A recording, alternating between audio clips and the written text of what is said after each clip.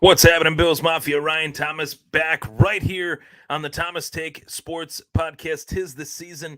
I got the Christmas tree to my right. I got the sign that says "Dreaming of a Bills Super Bowl," and I'm hoping I don't have to dream too much longer for that. It's safe to say this is the Buffalo Bills pregame show. Allen's Bills versus Brady's Bucs. That's the story today for me as I preview this game. That's the headline today as I preview this game. Josh Allen's Buffalo Bills against Tom Brady's Tampa Bay Buccaneers. I'm going to dive into this game with a fine-tooth comb and comb through all of the topics to discuss the keys to victory, knowing the opponent, as well as just some hot takes from yours truly, as I like to bring it on the show each and every week for Bills Mafia to tune in. You might agree, you might disagree. Either way, I'm right here every damn week to give you my take on this team, my take on the narrative that has surrounded this team leading into this game, what has transpired over the course of the last, I'd say, 6 days since the Bills lost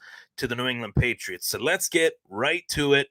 Simply put, as I look at this game, this is an opportunity for motivation for the 2021 Bills because everyone and their grandmother, not me, but everyone else and their grandmother are hating on the Bills right now. And it's easy to do that. They're 7-5. The record is not where we thought it would be.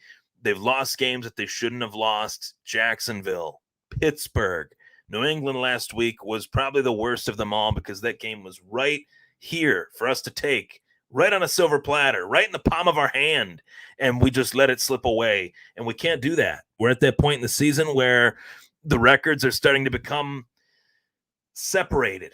Patriots 9-4, Bills 7-5. We're technically one game back to the Patriots because we play them again. I look at it that way, and I know a lot of people don't, but it's just in terms of how I look at things. We still got a lot of football left.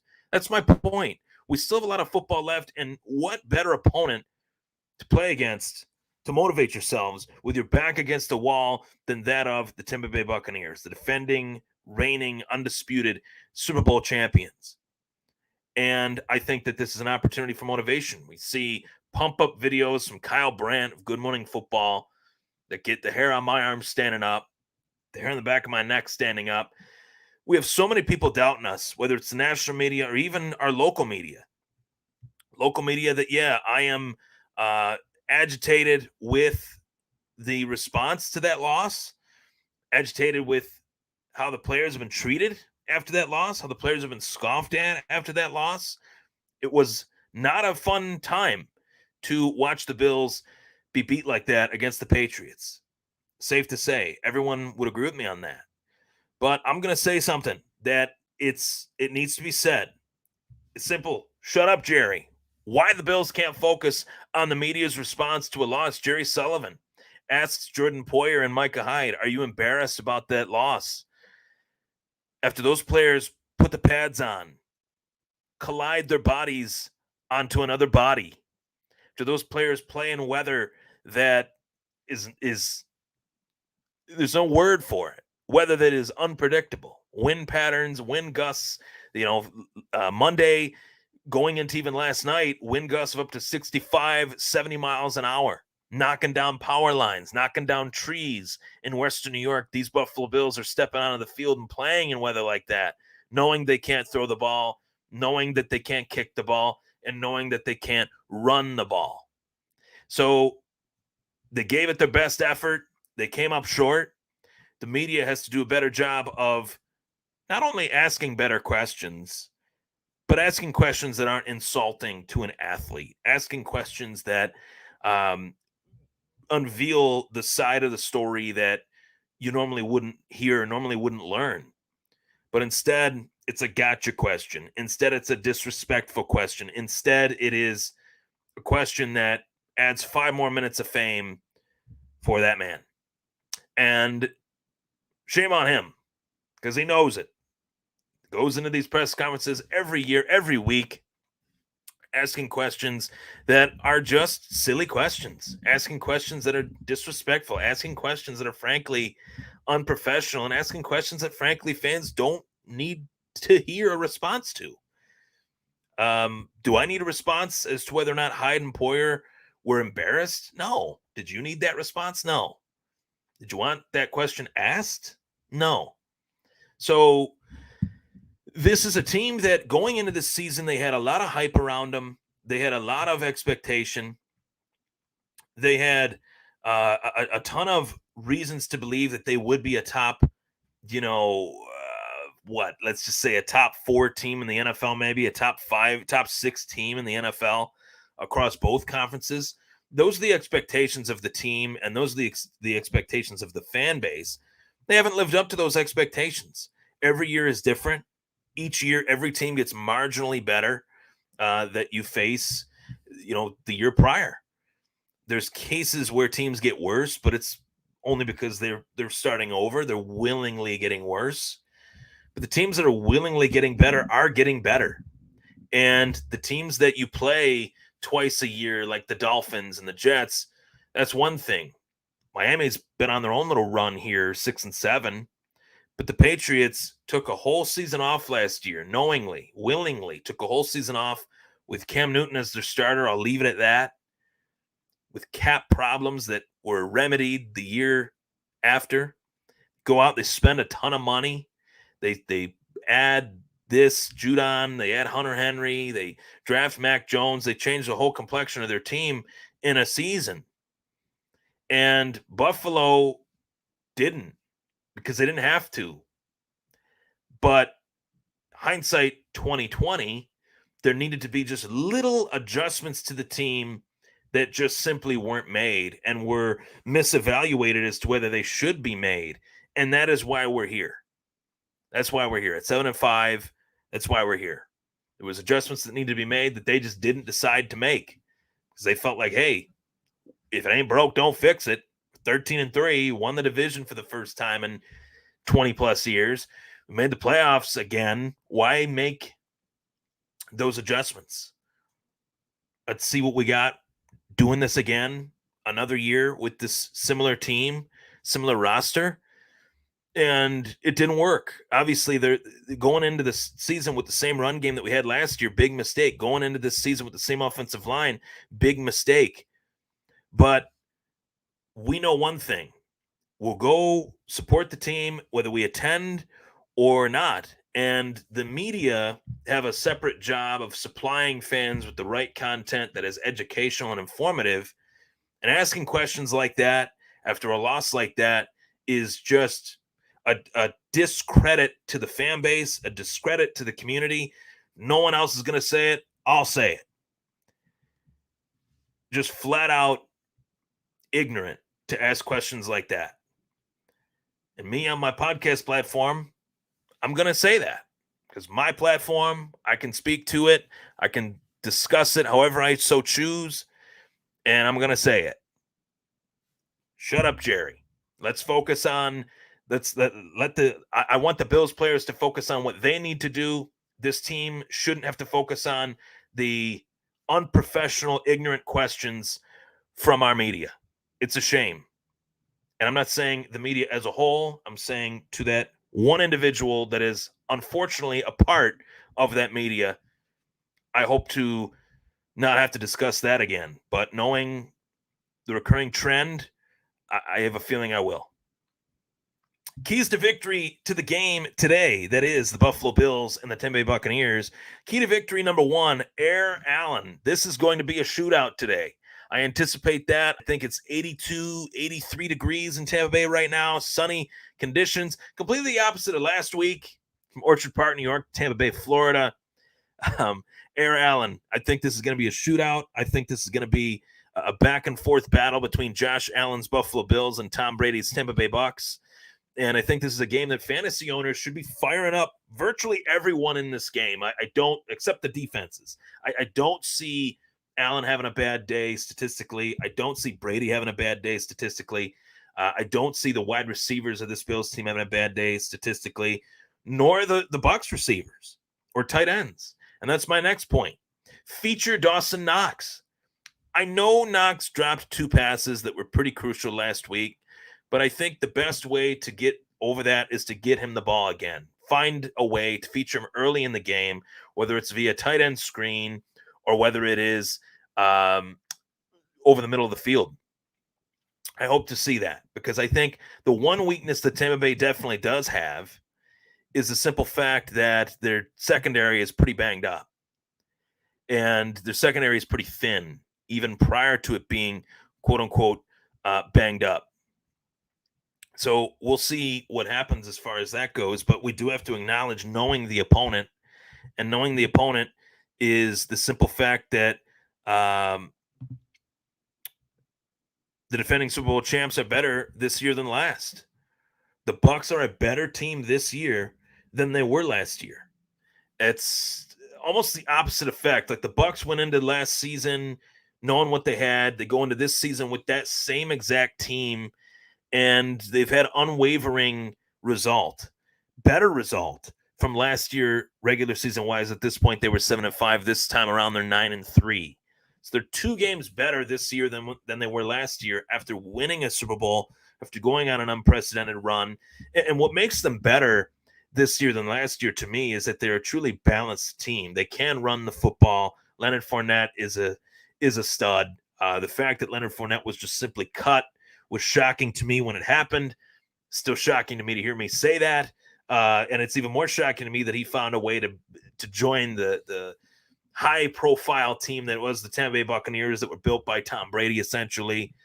Brady, Gronk, and the pieces that were already there.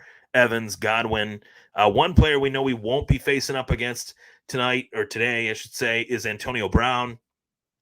I think Antonio Brown is somebody that, regardless as to anyone's opinion about Antonio Brown, the man, the player, is a dynamic talent in this league. The player isn't quite what he once was in terms of his Pittsburgh years. He's bounced around. He had the Raiders fiasco. He had the Patriots fiasco. And now he's here in Tampa Bay, and he's got a Tampa Bay fiasco. I think, Antonio Brown's better days are not only behind him, but he's not he's not putting himself in the best position. We'll just say that. And the fact that Buffalo doesn't have to play that Swiss Army knife type of receiver today, I think is very good. But keeping your eye out on Dane Jackson today. I know Tom Brady is. I know Tom Brady is going to try to target Dane Jackson today, and that's something that I highly anticipate in this game.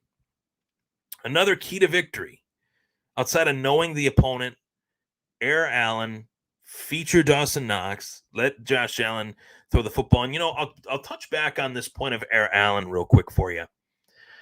I want to see Josh Allen take more ownership of this offense, because Brian Daboll's not a good offensive coordinator. I've said it for years.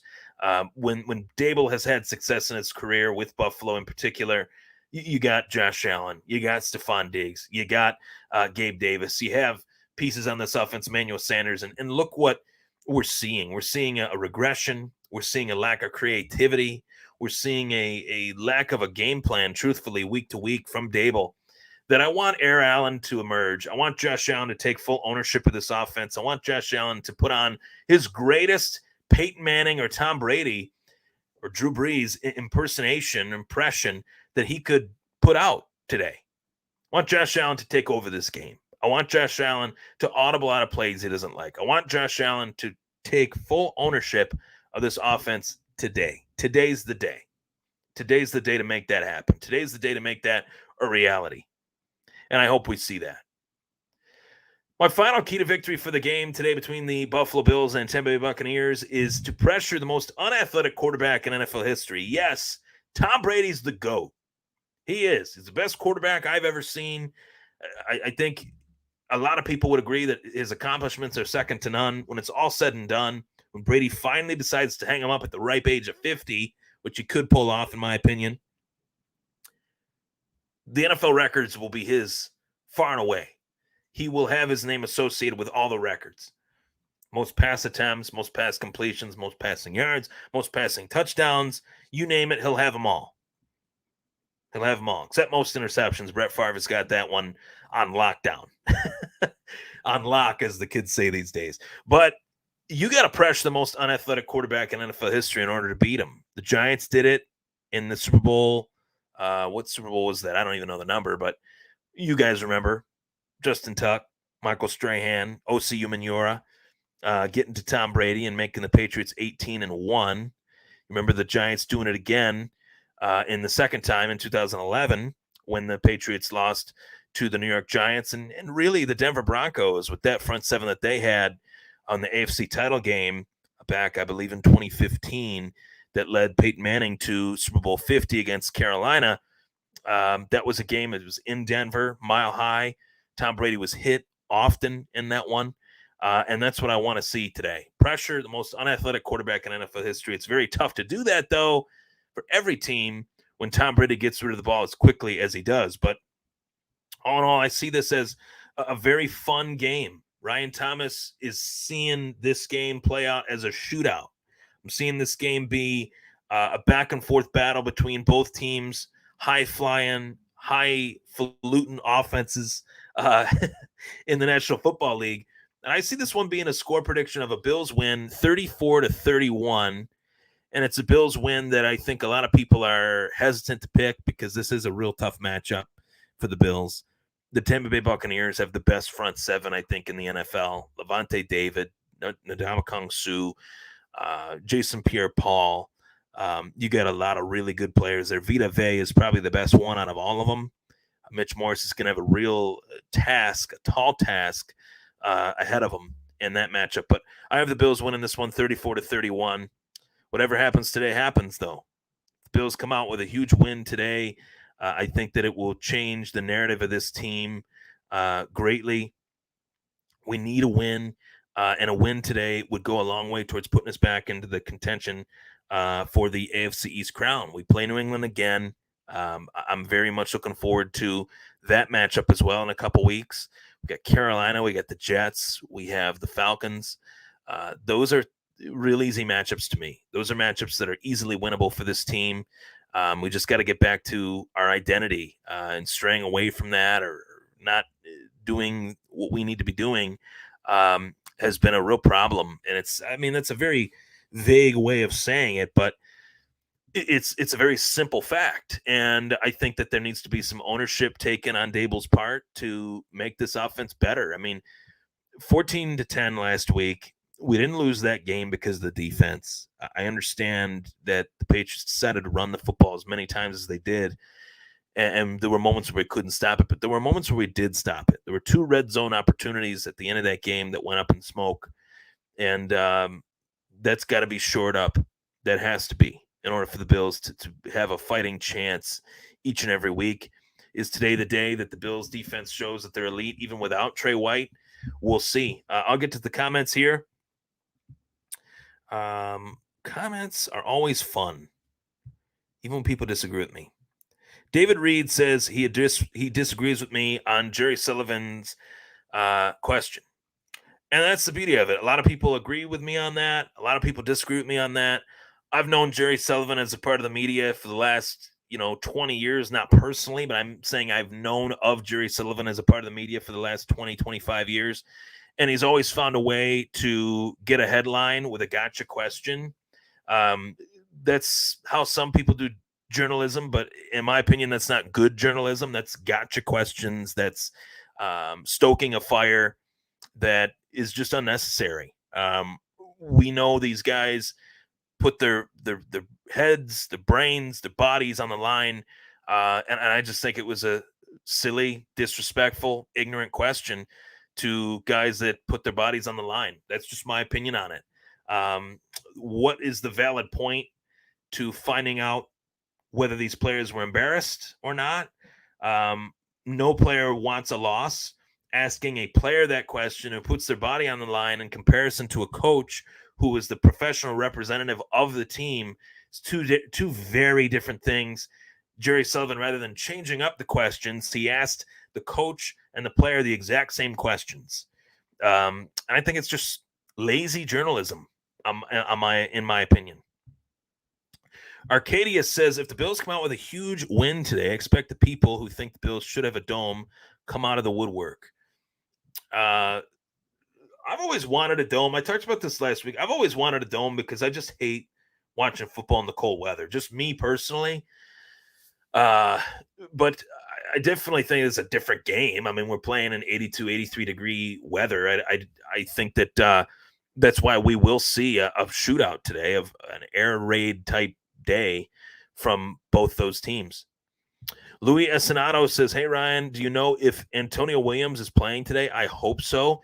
Louis has asked me about this a couple times. That's a name that I would hope to see out there at some point this year. It seems like the Bills are hesitant to give him an opportunity to play in these games because I feel like they have not solved that running attack problem, due in large part to the fact they don't have a good run blocking line. So I don't know if it would matter if Antonio Williams was back there or Singletary or Jonathan Taylor or Najee Harris. I don't know if it would matter, to be honest with you, as I'm getting notifications from Adam Schefter that Baltimore Ravens quarterback Lamar Jackson is heading to the locker room. Not good for the Ravens. But Louis, I think we could see that towards the tail end of the year.